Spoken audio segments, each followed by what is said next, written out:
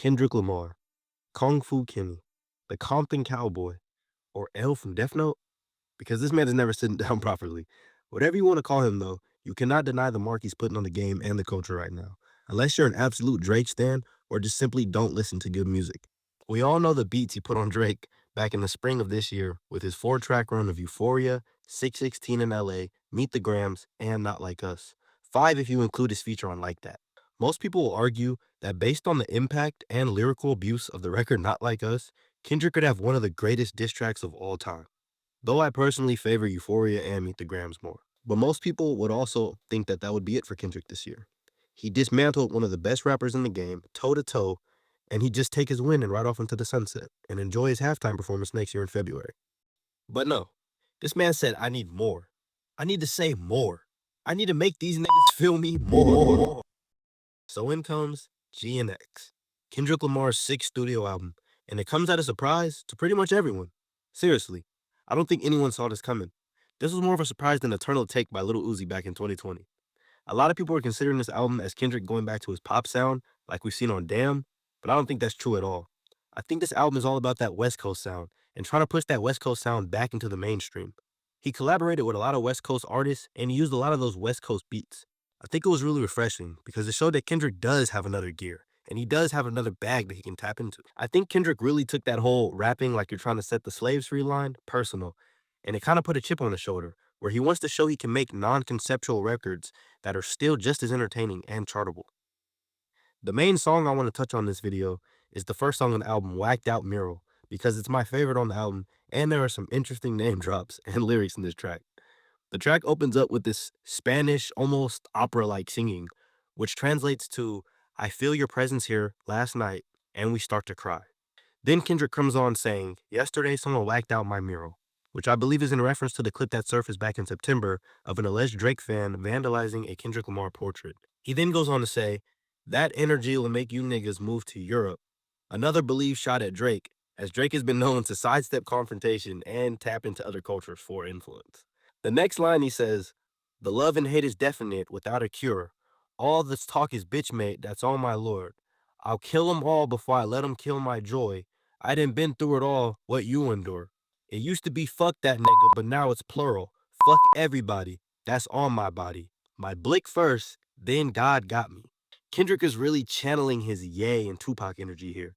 He feels like the industry isn't writing for him in his beef hard enough. Saying fuck everyone shows that he's not afraid to be the black sheep of the industry, even if it means standing on his own morals, a theme we see throughout this album. Later on the track, in verse 2, is when things get real dicey. Kendrick is dropping names directly here. Miss my uncle Lil Maine, he said that he would kill me if I didn't make it. Now I'm possessed by a spirit and they can't take it. Which I really think embodies this new era Kendrick is entering, where he's really leaning into that rap boogeyman role. I'll discuss more on that in another video.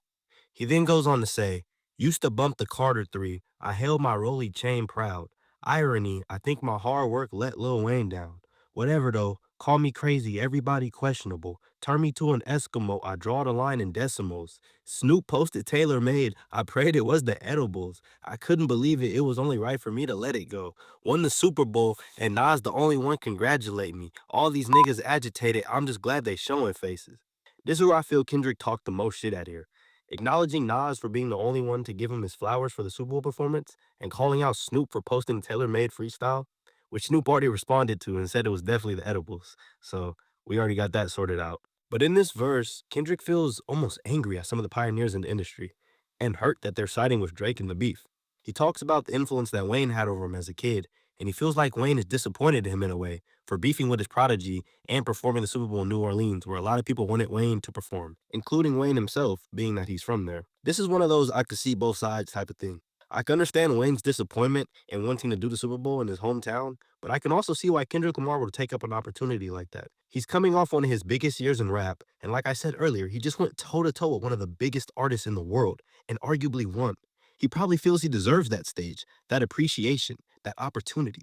And it's also like, what did they want Kendrick to do? Say, nah, I'm good, bro. Y'all gotta get Wayne, though.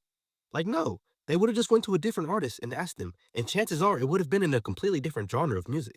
And I know nobody that's a fan of rap will want to see that over a Kendrick Lamar Super Bowl performance.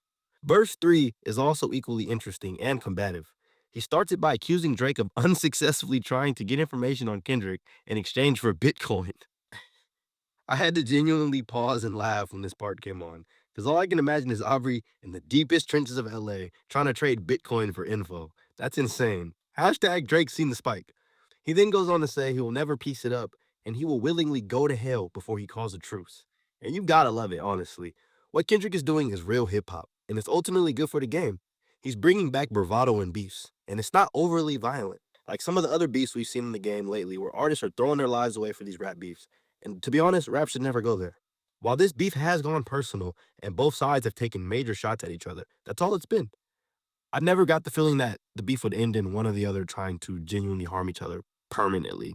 Throughout the rest of the album, he carries that same fuck everybody type of mentality, but a lot of it comes from a place of, I think, wanting more respect in the industry.